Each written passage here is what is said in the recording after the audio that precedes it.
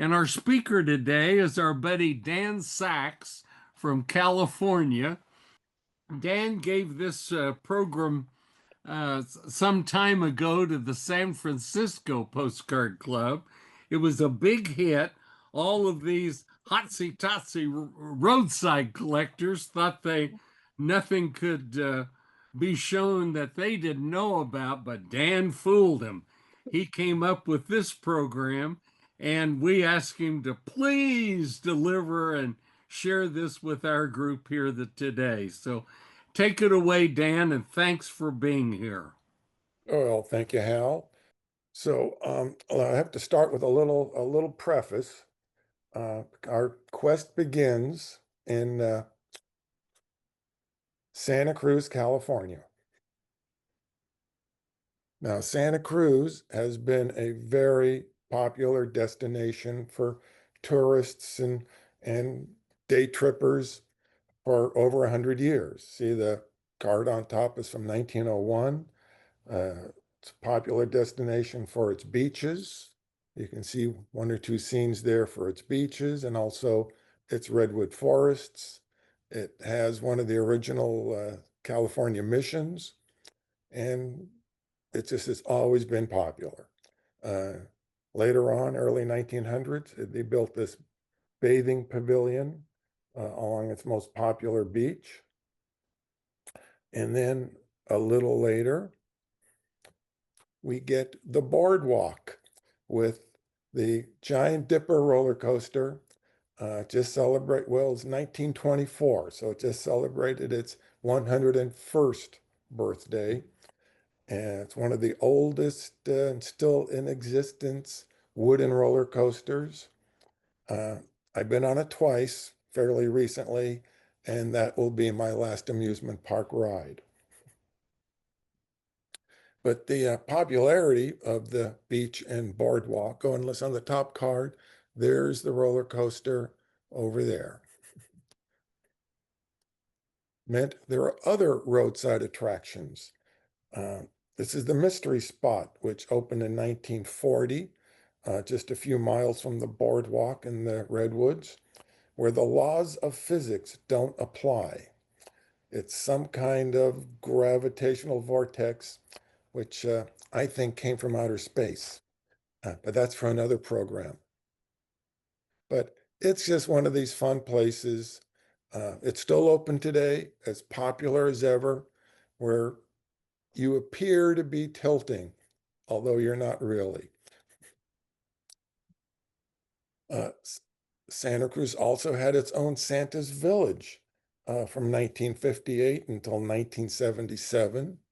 And leaving Santa Cruz today on Highway 17, you will still pass exit 6 for Santa's Village Road, although it's now townhouses. And at one time, there was a life-size wax version of The Last Supper that was open to the public in Santa Cruz that was owned by the city of Santa Cruz. It still exists, but you now need an appointment to view it because it was moved over to a local cemetery that keeps it in one of their buildings. So that's where we start. And I grew up in Los Angeles, but my family visited friends in the Santa Cruz Mountains every year. So I thought I was fairly familiar with the area until I acquired this old map of Scotts Valley. Here it is. And there's a little small inset map, kind of shows where Scotts Valley and Santa Cruz is in relation to the rest of Northern California. Here's San Francisco up here, San Jose. Then it also had this box showing points of interest, Santa's Village and the Mystery Spot, which we're already familiar with, golf course, the Begonia Gardens in Capitola, which is slightly south of Santa Cruz. And then this smaller box, once again, points of interest, Santa's Village, the Cactus Gardens, the Mystery Spot, and in the middle, Tree Circus.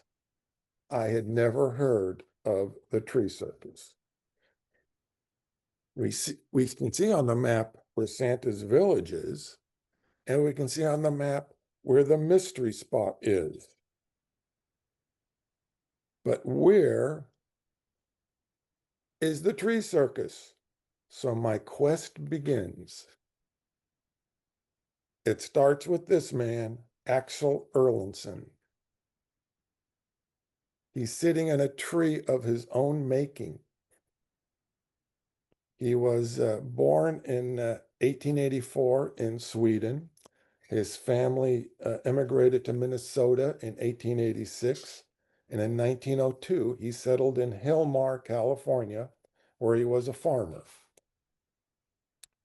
This is a recent picture of Hillmar in Central California.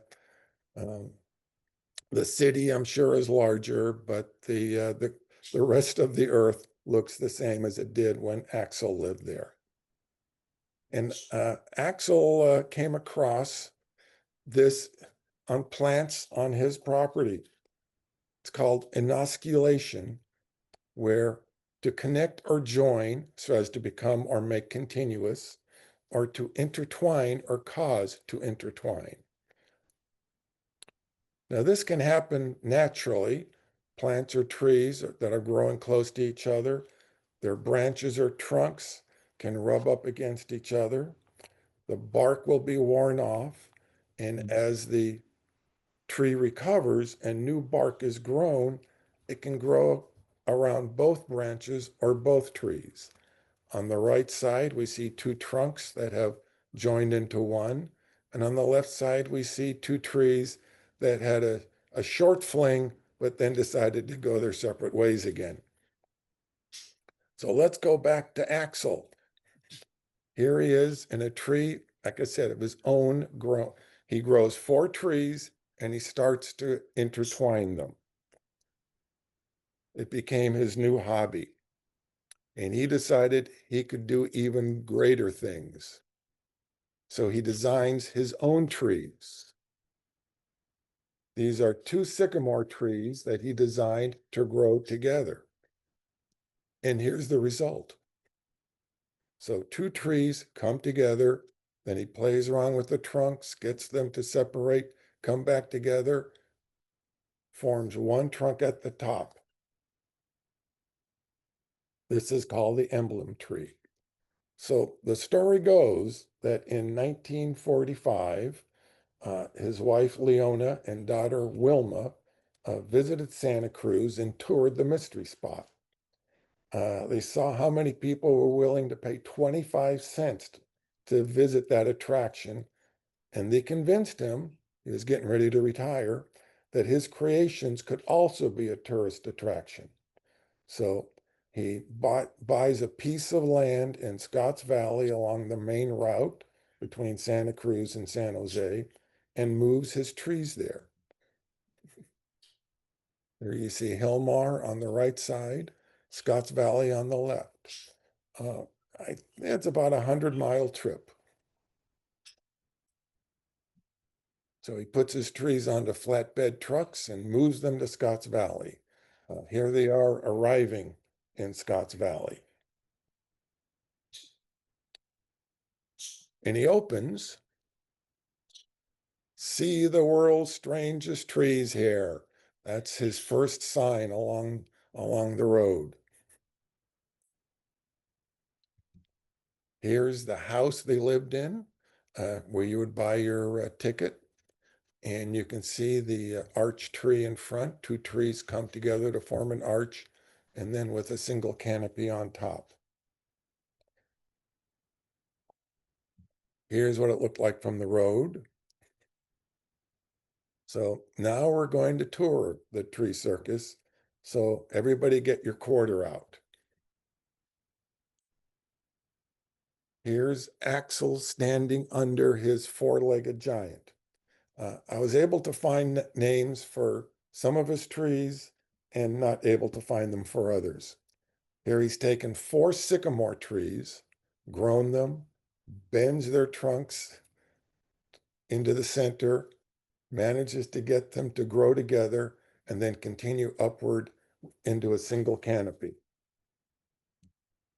Here he is standing next to one of his twisty trees. He has several of these.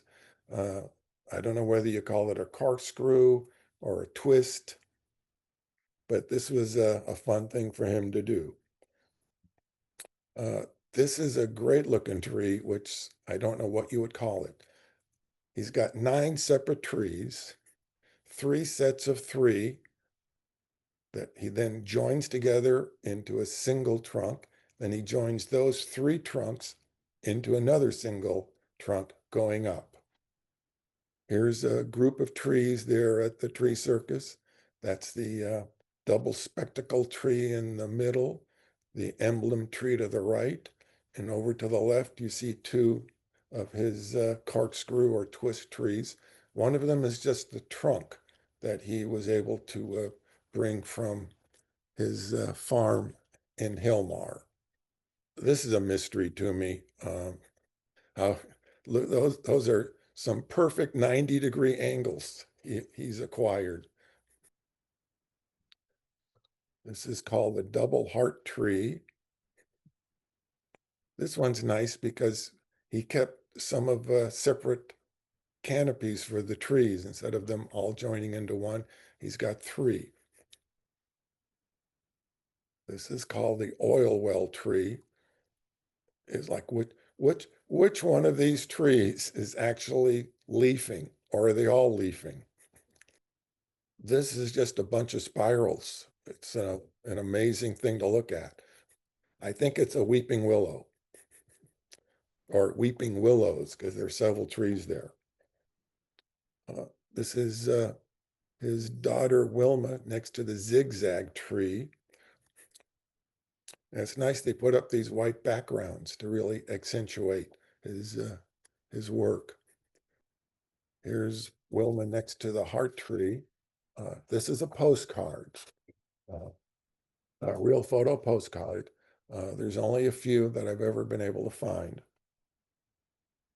This is Wilma in the teepee tree. It's another postcard. And you have to think, it took a lot of time to do this work, but he's a farmer and he's got a lot of time in the off season. This is his wife, Leona, on the right and Wilma on the left, under the emblem tree.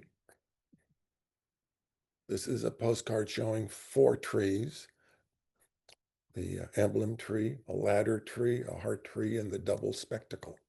And I believe there were 9 rungs on the ladder tree that could be climbed. This is the living telephone booth tree as featured in Forest and Home Life magazine.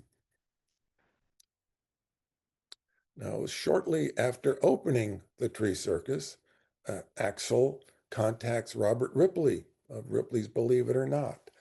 And he was featured 12 times in Ripley's newspaper cartoon feature. This one is from 1954. It's the Believe It or Not tree, spelled K-N-O-T, in Santa Cruz, California. Then in 1957, he got a 2-page pictorial in Life magazine. It's the January 14th, 1957 issue, if you want to go looking for it. There he is climbing the ladder tree, the double spectacle tree, the heart tree, and a tree that just has a couple of corkscrew spirals in it. Axel was ready to retire in 1963. So he sold the tree circus and the land and the property to Larry and Peggy Thompson, who added about 25 to 30 life-size fiberglass dinosaurs and to attract attention from the adjacent roads and highway. They named their park the Lost World, and the tree circus became the Mystery Forest.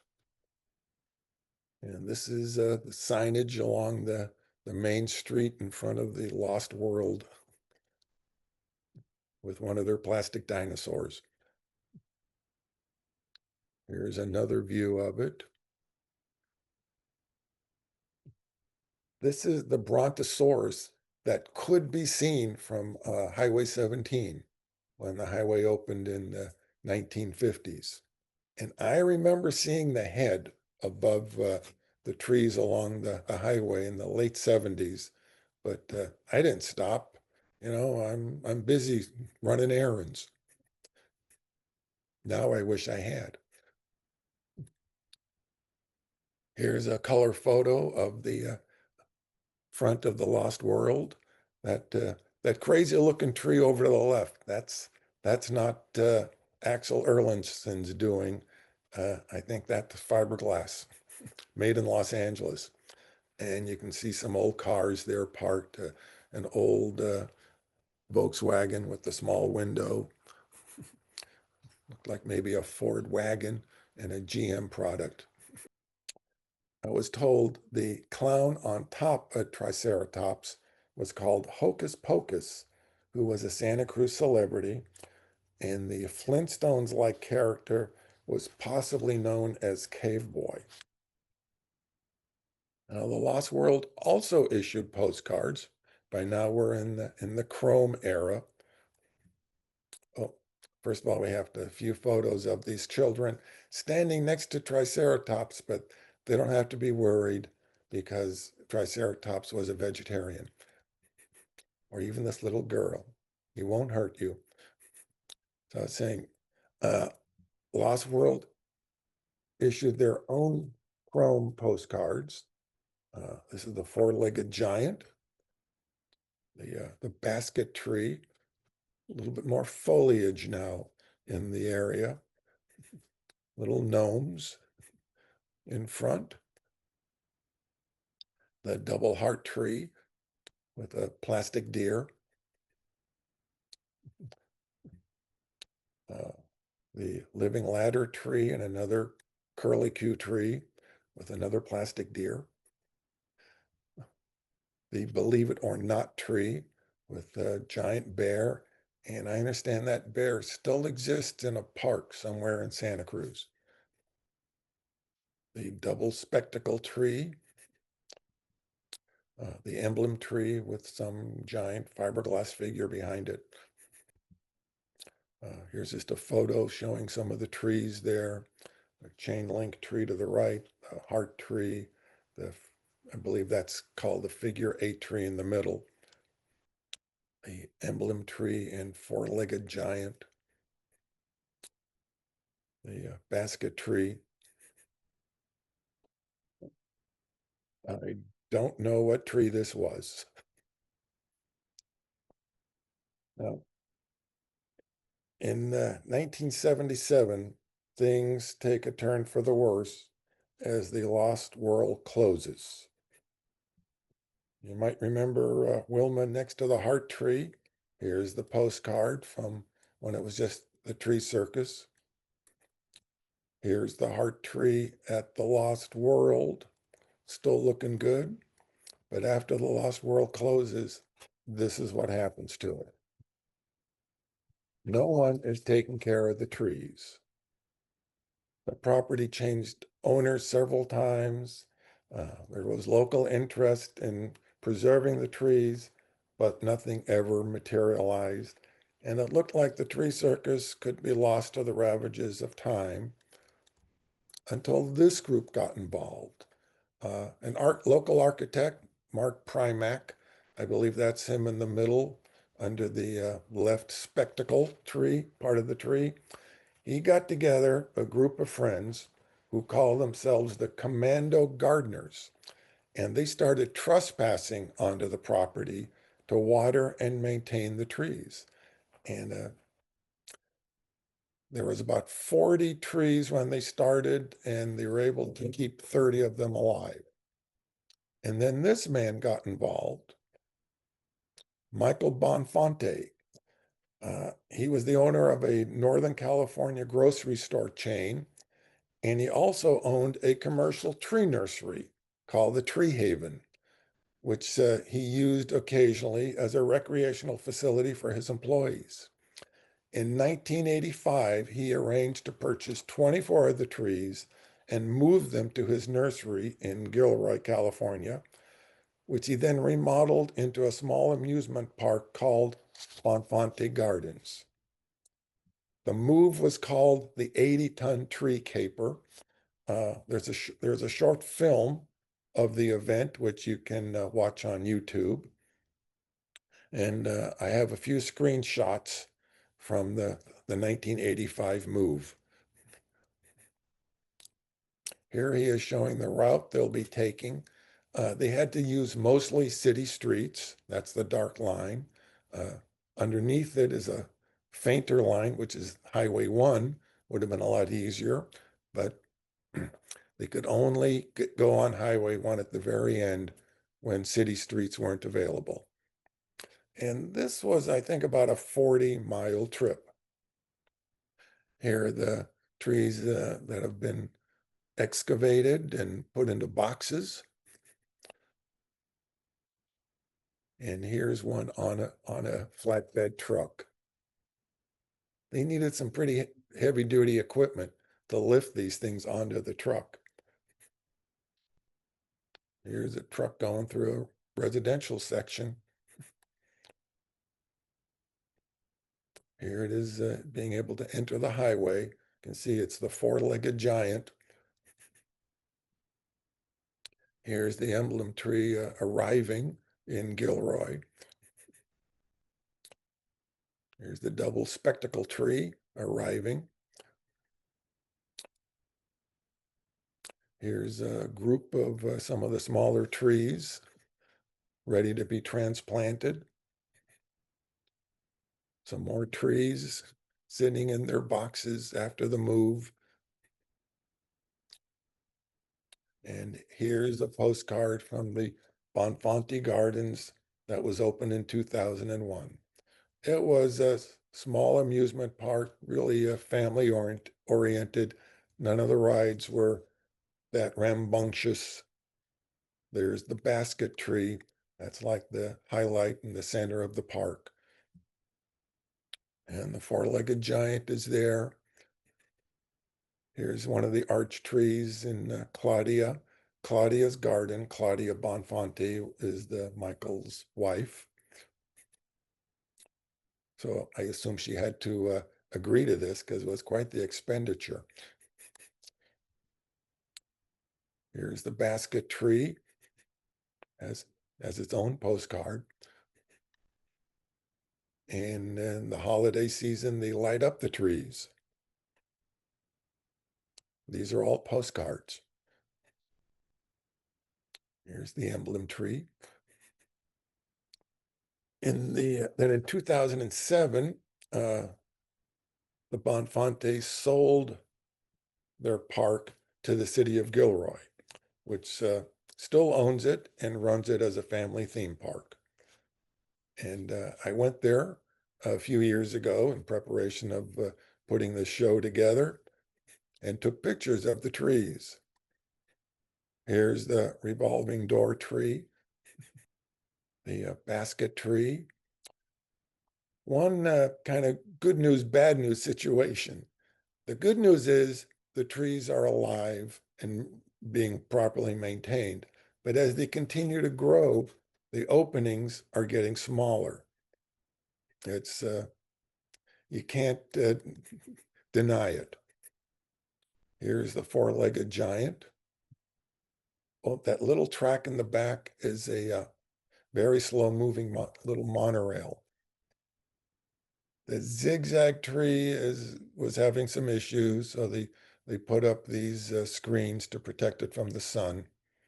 But as you can see, it's lost some bark and it's lost some branches. Here's the emblem tree. The sideway rope rectangle tree. The squat curvy scallops tree. And sometimes if you look in these trees up on the internet, you might find different names for them too. We'll go back to the map, say, okay, we found the trees. But where was the tree circus? Well, it's easy. It was right here. This is where the tree circus in Lost World was located. It's now a little business center, but they do call themselves the Tree Circus Center. It's at 4652 Scotts Valley Drive. There's this plaque honoring the tree circus, Alex Erlinson and the Thompsons. And it tells the story of his work. And then there's also this disc with pictures. And there's still a few trees. There's this arch tree. This might be the one that was in front of the house. Two trees join into an arch and then go up into the canopies. There's this trunk of the three-legged giant in the back of the building. This is open to the public. There's no fence. And here's a map showing the trip that these trees took from Hillmar over in Turlock on the right, across California to Scotts Valley and Santa Cruz on the left, and then over to Gilroy. A total of at least 160 miles. I wanted to fix my own map, so I added these to them. And the dash line to the right, you can make out that's where Highway 17 eventually was opened. And that really decreased traffic on the road in front of the tree circus. And then something I just recently learned, and this would be of interest to Clarissa back in Baltimore, is that the telephone booth tree, the trunk of it, was donated to the Baltimore American Visionary Art Museum. So anyone back there might be able to go see it. And that's the end of my journey and the end of the trees journeys. Oh, just fabulous. All for a quarter. Yeah. 25-cent admission. And I take Venmo. So anybody who wants to send me 25 cents is Well, welcome. thank you, Dan. Thanks very much. You're welcome. What would be the relationship between this kind of really huge sculpture and its miniature version, which would be bonsai trees? Was there ever a link? Um, Only that they're trees. Well, bonsai, they take a tree and just keep it small by constantly snipping at it. This is where you're taking trees and joining them together to create these shapes, or you're taking a tree and bending the trunk to create the shape. Um, so this is more topiary rather than miniaturization. Yes, I can't put a message in the chat because there's some kind of glitch in Windows on the right corner of your screen doesn't work, and my husband has to fix that again. So I just wanted to say that was really well researched, and I love your sense of humor about it. And I'm amazed at all the little bits and pieces you put together of the history. Well, thank Thanks you. for doing that. Yeah, it was a lot of fun. Like I say, I actually, since I live in the Bay Area and you do too, we can actually go visit these trees. Yeah, yeah. It's history that still exists. They haven't been wiped out. Dan, how many of these cards do you have? And do you think there are more? It's hard to say. I the black and white cards, I bought most of those from one dealer, local dealer in Santa Cruz, California, by the name of Joseph James, who passed away several years ago and was a real font of information about anything in the Santa Cruz area. Um, I think I bought several of the chromes of the Lost World from him too. And then of course the postcards that were for sale at Gilroy Gardens. By the time I got there, it was Gilroy Gardens. I got those cards at Gilroy Gardens. Some of the Bonfante Garden cards I have, some I just borrowed images of. So I can't say for sure how many postcards there are. I could count up how many I have, You but make a there, guess as to how many there are that you I have? think there's maybe around a half a dozen of the real early black and white cards, and maybe more than a half a dozen of the chromes from the Lost World, maybe closer to 8 or 10. And then Bonfonte and Gilroy Gardens maybe combined have a dozen or so. Do you know who took the real photo postcards? Who the No, photographer was? no, I don't. I'm going to assume it might have been a member of the family. There's You no know, indication on the back. no, there's no indication, and I don't think there's a stamp box to date it either. Oh, really? Yeah, maybe Were they somebody. divided backs or? No, yeah, they're regular divided back real photo cards. Interesting. Those black and whites, since maybe they were taken with like the Kodak autographic camera, because where it just says Tree Circus is just written on the front of the card. It's not like a real of where a publisher would print it on the front of the card. Thank you for the presentation. What, in looking for cards, have you discovered anyone else that did this? Is this completely unique as far as you know, this sort of activity? Well, no, people do this kind of this hobby of grafting trees together. There's even a book I came across that shows Axel Erlandsen's work, but also describes how to do it yourself. Hmm. But it was of Axel Early. Is it self-published or somebody Uh, else?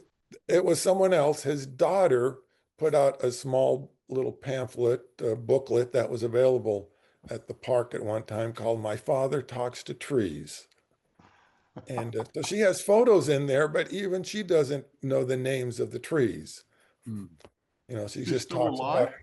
about, I don't know if she's Oh. still alive. Wow. Yeah. Cool. Did you say that the Tree Circus closed in 1985 and then it didn't, this area, the Bonfante Gardens didn't open until in the 2000s? No, the Tree Circuit, the Lost World Tree Circus closed in, what I say, like 1977. And Oh. then 1985 is when Michael Bonfonte, moved the trees, and then it took him several years to put together the amusement park which then opened in 2001. Because when you transplant, especially something like a big tree, it can go into shock. So you pretty much have to keep it in its own dirt for a while, let it get accustomed to its new surroundings, and then you can put it into the ground. Here's the book I came across, How to Grow a Chair. The Art of Tree Trunk Topiary does show Axel on the front, and it's not all about him. Here's Wilma's book, My Father Talked to Trees. Because somebody once asked him, how do you get these trees to grow this way? And he says he talks to them. And then at Gilroy Gardens, they put out a little pamphlet describing the trees that they had on display. So my little tree circus collection. Wonderful. I think almost every area there's somebody that's doing something. At Mullinville, Kansas, on our way to Taos, New Mexico, Alan and I have stopped for several different times to see these whirligigs that, they do that with the Yeah. air, and there's huge Yeah. wind all the time. So the whirligigs are going crazy, and they're made out of machinery parts. And this man, Mr. Liggett, M.L. Liggett, I think, made several hundred of them. And thank goodness they've been saved, and you know, there was a foundation money put into this little museum and documentation, and it's a great source. And Yeah. they have a few postcards, and then we used as, or I guess I did myself. Uh, Rick Gary, I had him create a Liggett postcard when he passed away, and so you just think about your own general area or state and what you might be able to come up with in a similar a little mini collection. It won't take you a lot of time to do, maybe, but maybe finding them is going to be tough. Well, as I said, I also have a collection of mystery spots. So, and they were all over the country. Really? Yeah. So one of these days I'll show that too. Great, great. Tell us just one mystery spot. I mean, are Well, we there's talking about something scary or no, what? well, the mystery spot in Santa Cruz. No, what it you can take the position that it's that they're real.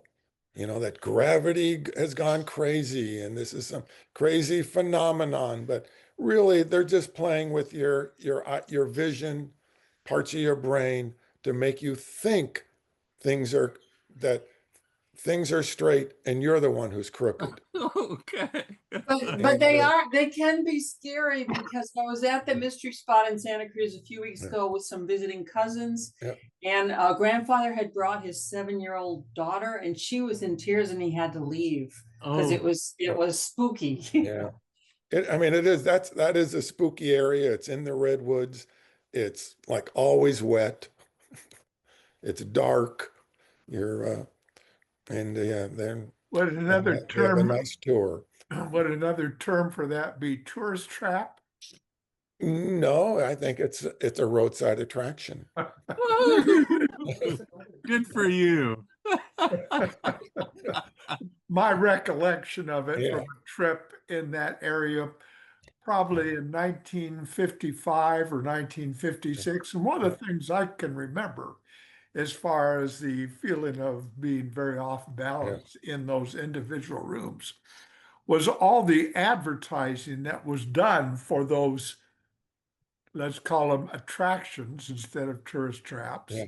including not bumper stickers, but paper placards that they would wire onto a car's bumper. Yeah. I don't know why that stands out of my memory, but I remember all the advertising signs on the highway before you got there, Yeah.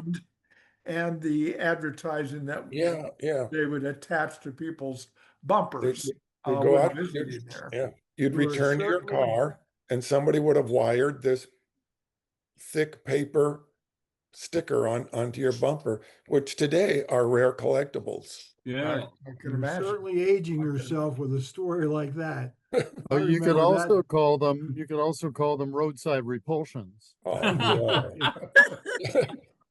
yeah. I just wish I stopped at every one I ever passed and saw the two-headed snake or Yeah. the cactus that looks like, you know, a man. Stuff Right. like that, and bought postcards. Yeah, traveling on our family vacations in the Yeah. 50s, in the back seat of a 53 Chevrolet, there wasn't a whole lot of options to spend your time Yeah, rather than looking out the window at the advertising signs for these attraction places. I was going to ask Hal, can you think of anything in Kansas that was a tourist attraction or place of interest? The only thing I can come up with was the Indian burial pits on US 40 that I Salina. have, Up in advertising Salina. postcards for. I Right. can't right. really think of anything else that would qualify under that genre. right now. Well, you know, in Wilson, Kansas, there's the world's largest Czechoslovakian painted egg. And In Cocker City, there's the world's largest ball of twine. And there's the wonderful, in Lucas, Kansas, there's the, what is it, Alan? The Garden of Eden. Garden of Eden. Yes. So, and there, well, uh, just neat stuff around for sure. Yeah. Yes. Yeah, Mike. in Bagnell Dam, Missouri, there was one of those mystery spots where you looked like you were a few feet off of the ground, but it was actually, on the side of a hill. Cool. Cool. I remember going to that when I was a kid. That's fun. There's also a subset of tall tree postcards in California and Florida as well, where they've hollowed out redwoods, the cars drive through them, and Oh, yes. yeah, that's true. Well, take a look around and see what with the postcard show coming up here and other shows all over the country. It's neat to have a new topic to look for. It's something a little bit strange, and it won't break the bank, I'm sure. You'll pique the interest of some of the dealers, maybe. Yes. Which is sort of a different topic, but it's still about curiosities. Has anybody ever seen any postcards around when the Chicago River, the flow was reversed in the Chicago River, and about that whole thing of doing it? It might be a little early for postcards, though. George, do you have a comment?